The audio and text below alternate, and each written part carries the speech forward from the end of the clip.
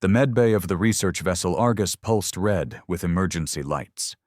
Monitors flashed, alarms muttered, and the air smelled of antiseptic and hot metal. Chief Engineer Miller lay on the central biobed, eyes open, pupils blown wide, a faint smile resting on his face as if he were hearing a joke no one else could hear. He did not blink. He did not move. His fingers twitched in tiny, precise motions that matched the flicker of a diagnostic panel across the room.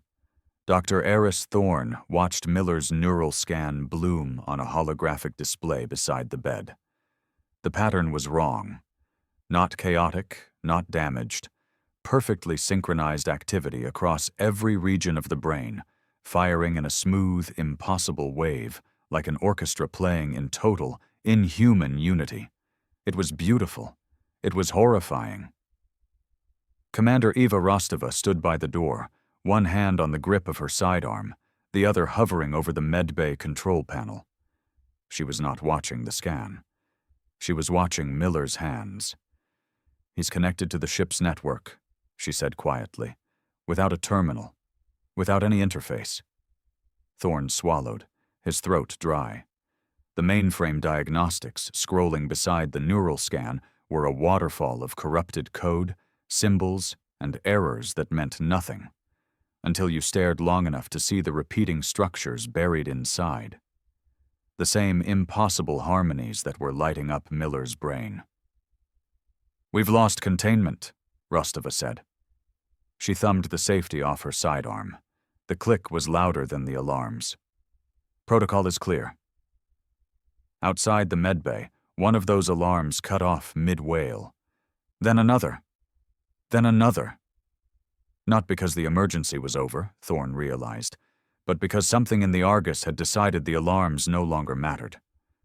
The engine note shifted, a low, steady hum tightening into something focused and deliberate. The ship was no longer just running systems. It was preparing for something. This is a fictional scenario built around one of history's strangest maritime mysteries. The SS Ourang Medan. In 1947, merchant ships crossing the Strait of Malacca reported a chilling series of Morse code messages. The transmission was broken, frantic. "All officers, including captain, are dead, lying in chart room and on the bridge." There was a burst of nonsense characters. Then one last, simple line. "I die." Silence followed. The nearest vessel, the American merchant ship Silver Star, altered course toward the reported position. Under a brutal tropical sun, her crew found the Ourang Medan drifting quietly on a flat, empty sea. There was no battle damage, no smoke, no listing hull, no sign of a storm. A boarding party crossed over. What they found became one of the ocean's most persistent ghost stories. The entire crew of the Dutch freighter lay dead. Bodies clogged passageways and littered the deck, frozen in poses of pure terror. Eyes bulged, hands clawed at throats, at railings, at nothing at all. Even the ship's dog lay dead, teeth bared at the sky. There were no wounds, no blood, no obvious cause of death. Later accounts claimed the boarding party felt an unnatural cold hanging over the ship, a chill that made no sense in the heavy, wet heat of the strait. Before the Silver Star could attach a tow line, smoke began to seep from the cargo hold. The fire spread with absurd speed. The boarding party barely made it back across before the Ourang Medan exploded, broke apart, and slipped under the waves, taking its crew and any evidence of what had killed them straight to the seafloor. For decades, the Ourang Medan was treated as a sailor's tale. No official records matched the name. No wreck was ever found. The story survived only in retellings, a maritime rumor with just enough detail to feel wrong. Until now. 1 week before the Argus became a silent, drifting laboratory of its own, she had been exactly what her brochure promised, a cutting-edge deep-sea research vessel, On a calm, hazy morning above the Strait of Malacca, her sonar arrays swept the seabed 300 meters below, building a ghostly outline of the drowned world beneath. On the bridge, Eris Thorne watched the map resolve into the clear shape of a shipwreck half buried in silt. Length, beam, and profile matched the scattered reports of a freighter that officially had never existed. "That's her," murmured Kenji Tanaka, the mission's lead geophysicist. "Right where the old logs said she shouldn't be." "Corporate sponsors love long odds," Commander Rostova said from behind them. She was head of security, which was an odd thing for a salvage mission to need, unless this was more than a salvage mission. Her gaze fixed on one part of the sonar image. "Cargo hold 4, she said. "Manifest says potassium cyanide and nitroglycerin, but the hull around this section is triple-plated, reinforced. That's not standard for chemicals." "Maybe they weren't just moving chemicals," Thorne said. Officially, he was on board to assess any biological contaminants that might leak from the wreck. Unofficially, he was there because of the papers that had ended his academic career. Papers about non-local consciousness, about minds entangled like particles. The sponsors liked people who saw patterns where others saw noise. Hours later, the remote submersible Triton slipped through cold green water toward the wreck. Its light swept over corroded metal and blooming coral. The name on the bow was long since stripped away, but the outline was right. The Ourang Medan had not vanished. It had simply waited. Most of the hull was a reef now, swallowed by the sea, but one section stood out. The doors of cargo hold 4 were warped outward, as if something inside had pushed hard against them. Unlike the rest of the wreck, those doors were almost perfectly clean, bare metal in a world of barnacles. "That's not right," Tanaka said over the comms.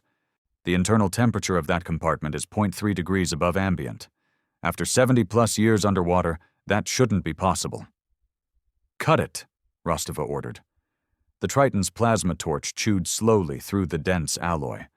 Tanaka stared at the live readouts, frowning. "The metal's weird," he muttered. "Tungsten, osmium, and something else. It's self-healing at a microscale. I've never seen anything like it." The hull finally gave way with a muted shudder. Behind the warped doors, among collapsed crates and twisted beams, lay a single object, 3 meters long, matte black. Its surface was too smooth, like stone polished down past the grain. It was not on any manifest. Under thermal imaging, it glowed faintly, warmer than the surrounding water. "Bring it up," Rostova said. The journey to the surface felt longer than it was. The black container hung beneath the Triton like a coffin being winched from a grave. When it broke through the waves and swung over the Argus's deck, the gathered crew fell instinctively silent. Up close, the object was worse. One side of the black shell had slumped and solidified, as if it had been exposed to unbearable heat, and then frozen mid-melt. The damage hadn't breached it. Whatever had tried to destroy this thing had failed. It was moved to the ship's mobile containment lab, a reinforced module on the aft deck. Rostova locked down the area under Level 4 biohazard protocols. Inside, only 3 people were allowed: Rostova on the intercom, Tanaka at the instruments, and Thorne at the main console. An engineer named Davies manned the manipulator controls in a heavy hazard suit. "Start with scans," Rostova said. "No cutting, no drilling, nothing that vents anything until we know what we're dealing with." They obeyed. The results made no sense. "The shell is a tungsten osmium composite with an organic polymer matrix," Tanaka said. "It's repairing microfractures as we scan it, and the interior—" "Eris, you need to see this." A 3D model appeared above Thorne's console. Suspended in a bath at near absolute zero was a crystalline structure, too complex to be a simple crystal and too regular to be any kind of tissue. From its core, the instruments registered a constant emission of entangled particles, a quantum signal, steady and intricate, touching every sensor at once.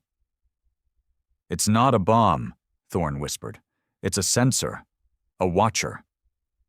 "Or a trigger," Rostova replied. "We still need a physical sample. Davies, go to the melted section. Minimal contact. If anything looks wrong, you pull back." Davies guided a diamond-tipped micro-drill toward the scarred portion of the shell. The bit screeched and skittered. It could not bite. Plan B was a focused plasma torch, tuned to take a shaving less than a human hair thick. The moment the blue-white cone kissed the black surface, every alarm in the lab howled. On Thorne's display, the quantum signal spiked into a vertical wall. "Shut it down!" Rostova snapped. Davies yanked the controls back. It was too late. A fracture appeared on the shell. It did not look like a crack made by heat. It looked like something had decided to open. Thermal cameras caught a thin puff of shimmering vapor venting into the lab and dissolving in a heartbeat. The emergency system reacted instantly. Bulkheads slammed down. Decontamination foam hissed from hidden nozzles, flooding the chamber. "Report," Rostova demanded. "Biosensors are clean," Tanaka said, breathing hard. "Air scrubbers are at full. Nothing penetrated. Whatever that was, it's gone." Thorne did not answer. He was watching Davies. The engineer's gloved hand still hovered over the torch control, frozen mid-movement. Inside the suit, his eyes stared straight ahead. "Davies?" Thorne said. No response. The vitals on the monitor beside him showed steady heart rate, normal oxygen saturation, but the EEG readout had collapsed into a flat line. For 3 seconds, Davies was clinically dead. Then his brain lit up. All at once, every region spiked into the same impossible coherence Thorne would later see in Miller. The waveforms rose in perfect parallel, like a choir taking the same breath. Davies turned his head slowly towards the container. The motion was smooth, precise, wrong. His eyes did not track like human eyes. They fixed on a point beyond the shell, as if he were looking through it, through the walls, through the ship. On the bridge, the main communication console sparked and died. "What did he just do?" Rostova demanded. "He didn't do anything," Thorne said. "He's just listening." The thing that had escaped the container was not a virus, not in any biological sense. It was a state, a pattern, a piece of information that copied itself into whatever neural tissue it could reach. It moved through air and steel, as if neither existed, crossing sealed doors and safety lines without slowing. The first to change after Davies was a guard outside the lab. He stopped mid-stride, holstered his weapon, and turned to face the containment module, eyes calm, posture relaxed. Then 2 engineers in the engine room simply put down their tools and stood motionless beside the humming machinery. One by one, members of the crew fell silent and still, their minds subsumed into something larger. There were no screams, no convulsions, just the sudden absence of I. They became nodes in a network. The Argus began to change. Navigation stopped plotting position and started drawing a new course, a complex path toward the deepest trench in the nearby seabed. Internal communications cut out, replaced by a high, almost inaudible tone that seemed to vibrate more in bone than in air. The ship had been a vessel. Now it was infrastructure.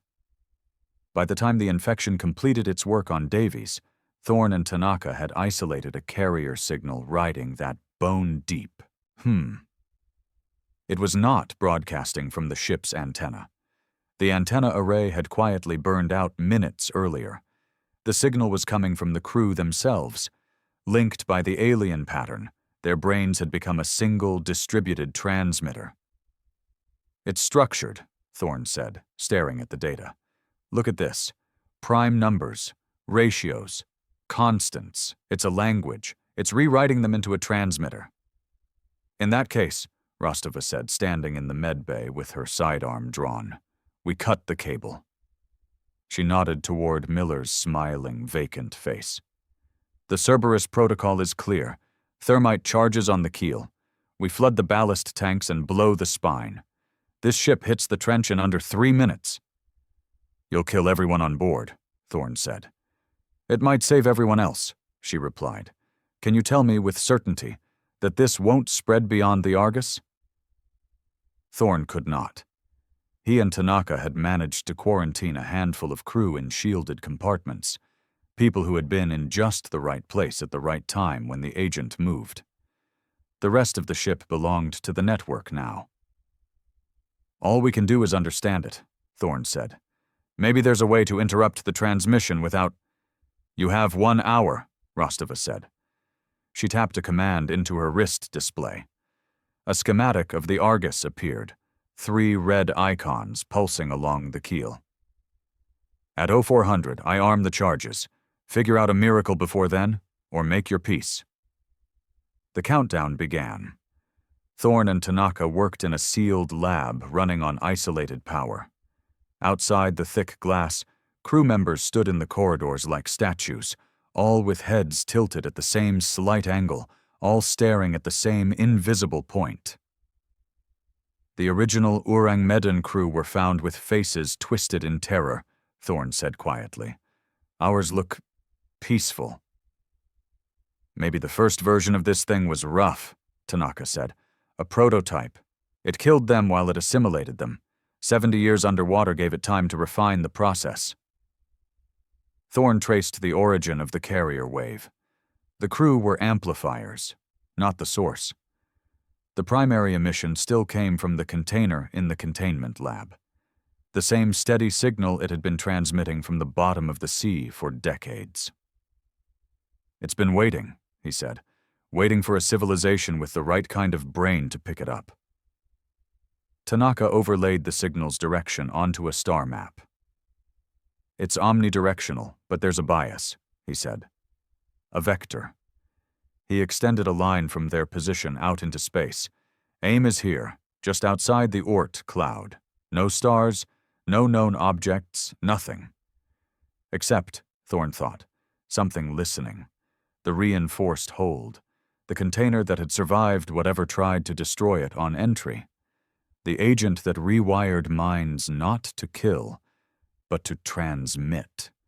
Pieces slid together. It's not sending a message to us, he said. It's sending a message about us. From us. Tanaka's face went pale. A survey, he said. A harvest, Thorne answered. Imagine this as a probe. It lands on a world with emerging intelligence. It waits until the dominant species evolves brains complex enough to be interesting. Then it wakes up, rewrites a sample population into a compatible network, and records everything. He gestured to the waveforms. Biology, culture, memory, art, fear, a complete snapshot of a civilization's inner life. The frozen terror of the Ourang Medan's crew suddenly made sense. They had been the first test.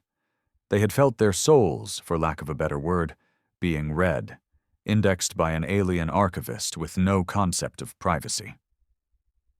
The probe uploads its data to whatever's out there, Thorne said. Then it goes quiet again. Job done. An alert chimed on Rostova's wrist device, where it sat on a nearby counter. 30 minutes. On the bridge, the engines were spooling up. The network was steering them toward the nearest trench, toward a depth that would crush the Argus and bury any evidence long before another ship could arrive. If we blow the ship, we break the link, Tanaka said. We stay anonymous. Nobody out there ever knows we exist. And we stay afraid of the dark forever, Thorne said. This is first contact, Kenji. Not how we wanted it, but it's here. Either we wipe it away and hope they never look back, or we answer. You want to talk to it? Tanaka demanded. We don't even know if it's still listening or what it is. We know one thing, Thorne said. It's using math. If it's reading us, we can write back. He left Tanaka with the consoles and sprinted through the dim corridors toward the bridge. The assimilated crew did not react as he passed. They were no longer people in the ordinary sense. They were infrastructure, flesh and blood antenna humming with someone else's signal. On the bridge, Rostova stood alone among motionless officers. Her hand rested on a large red lever labeled Manual Ballast Flush. "Time's up," she said without turning. "The network tried to lock me out of the firing system. This lever is all we have left. Get off the bridge, Eris." "Ava, wait," he said. "This isn't an attack. It's an upload." He showed her the vector, the structure of the signal, the pattern of the constants. "This thing is doing what we do when we send probes out with golden records attached. It's collecting a record. Violently, yes, invasively, but not out of malice. Out of curiosity. You're asking me to bet the species on your reading of alien curiosity," she said. "I'm asking you to decide what kind of species we are," he replied. "Do we hide under the bed the first time something knocks on the door? Or do we at least say who we are?" She stared at the lever. Everything in her training screamed to pull it. Containment. Neutralize the unknown. Leave nothing for anyone to weaponize later. "You said we could talk back," she said finally. "How?" Thorne pointed to a smaller console in the corner. The Argus's emergency comms were still powered, drawing from an isolated backup system. They were physically disconnected from the main network, but the hardware could still generate signals. "The broadcast is one way," he said, "but the agent is still sampling. It's still adding to the stream in real time.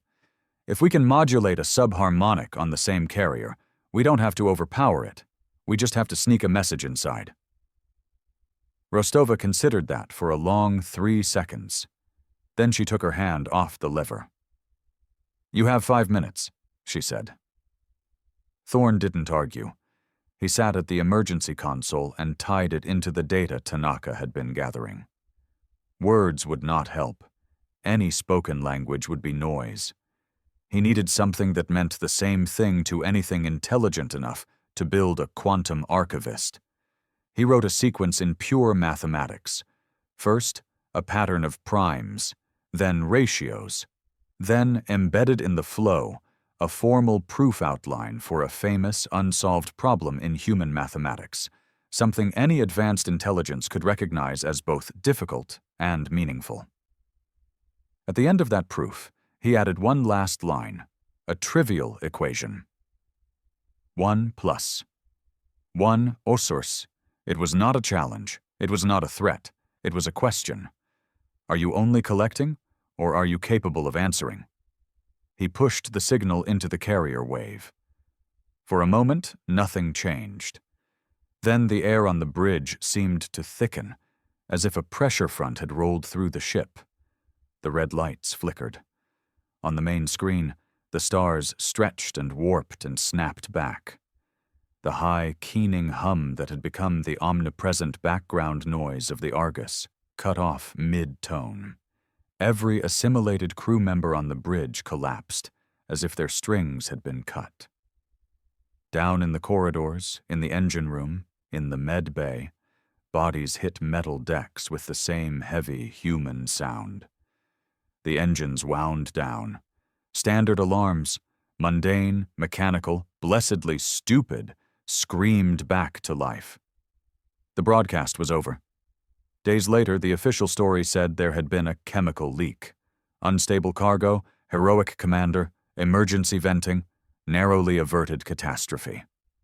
The Argus was towed under escort to a secure naval facility. Her crew were quarantined, interviewed, scanned, and scanned again. No one could find any trace of an exotic agent in blood or tissue. The black container sat in a reinforced hangar behind 3 independent security perimeters. It had gone cold.